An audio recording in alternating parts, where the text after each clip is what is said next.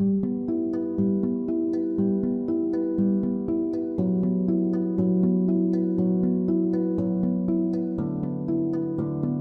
my name is Jim Nolan.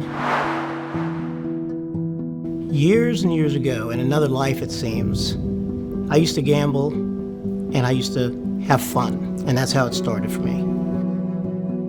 And over time, it developed into a passion. Over time, that excitement of winning in blackjack just was amazing.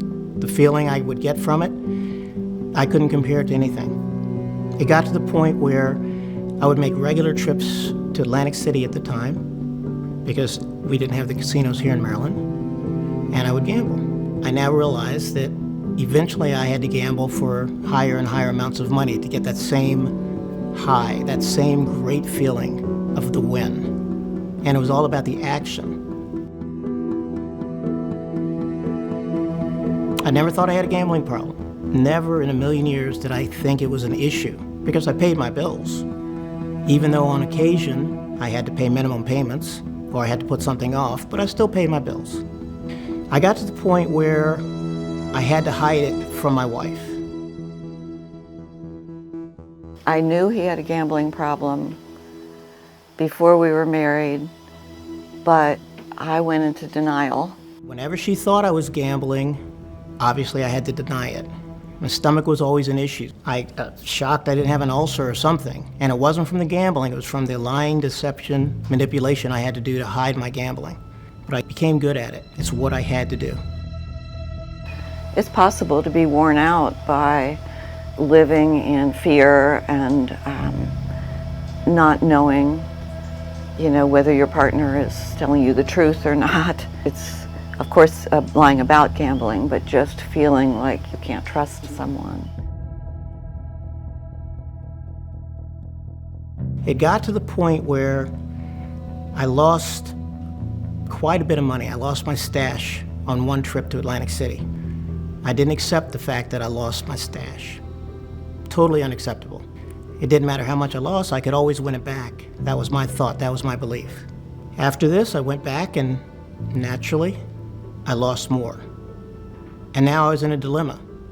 Now I'm gonna be stuck because my wife's gonna be looking for my portion of the bills, rent, mortgage, and obviously I don't have the money. So this time I went into our joint accounts and I got cash advances. I accumulated enough money that in my mind, I could go back to Atlantic City and win it back. Apparently they never got the memo because it picked up right where it left off and they cleaned me out. Now I'm driving home and I'm in desperation mode. I still don't think I have a gambling problem. In my mind, I have a money issue. I've got to figure out a way to come up with enough money to be able to get everything back to where it's supposed to be, put the money back in the accounts. I decided the only way I could do this in a short period of time was to commit a crime.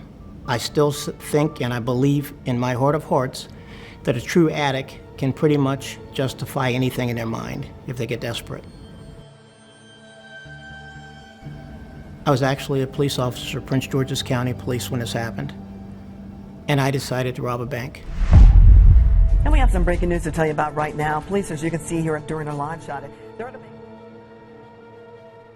it didn't go the way I expected it or wanted it to go, obviously. And when I wound up leaving, I went home and I must have looked a mess because my wife looked at me and asked, "What's the matter?" I told her I'd been gambling because at that time my back was against the wall. She's gonna realize there's no money in the accounts, the credit card bills are gonna start rolling in. Surprisingly, she looked at me and she said, "What else?" And at that time I told her I even thought about committing a crime.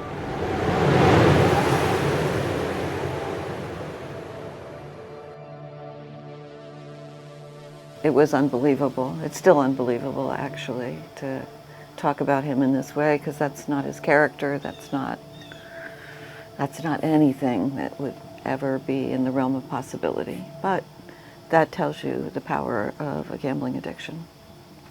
It took over in a way that his values weren't his values anymore. So that's very scary.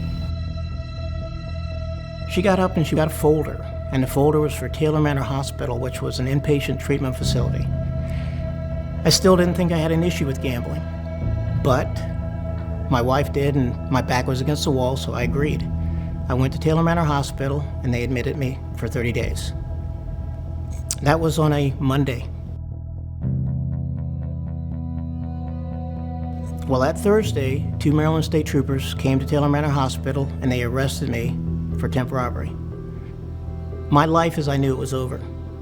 At that time, I felt like the only thing left was suicide. And when I decided that, I had a calm about me that just was unbelievable. Once I decided that was my next course. The last thing I expected when I left the district court commissioner's office was for my wife, my father, and my sister-in-law to be there waiting for me.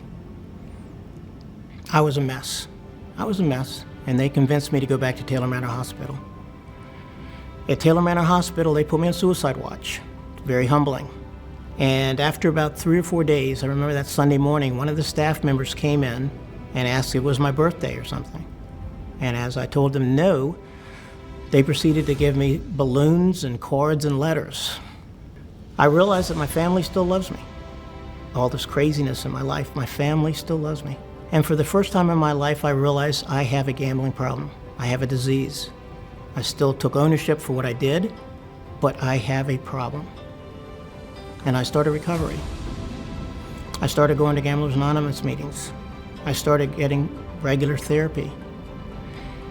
And the thing about recovery, as I'm sitting back in the GA meetings, I'm thinking that one good trip to Atlantic City, I could get out of this financial mess that I'm in.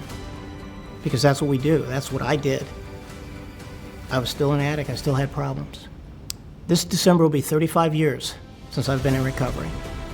So for years I've been going to GA meetings. And the more I go, the more I realize that people that continue to go and stay involved in the program have a better chance of keeping this disease in check. I retired from the sales position after 30 years. I'm in recovery. I have a life better than one that I could have ever imagined having when I was gambling. I found a position at the University of Maryland Center of Excellence on Problem Gambling as a peer recovery specialist. It gives me a chance to help individuals that are struggling with this disease. I can relate to what they're going through. I can let them know that there is hope. There's a chance for a healthy life if we work on the disease. She is my rock. She has helped me in more ways than I could ever imagine. You know, a lot of good things have happened out of bad. You know, that's, you know, not to be philosophical, but that's, you know, it's serendipity. Out of bad does come good. And when I cut the grass, I can sit on my porch swing and I can enjoy the view. I can enjoy the smallest things in life now and appreciate them for what they are. And when I was gambling, there was no way I could do that. So I enjoy life itself.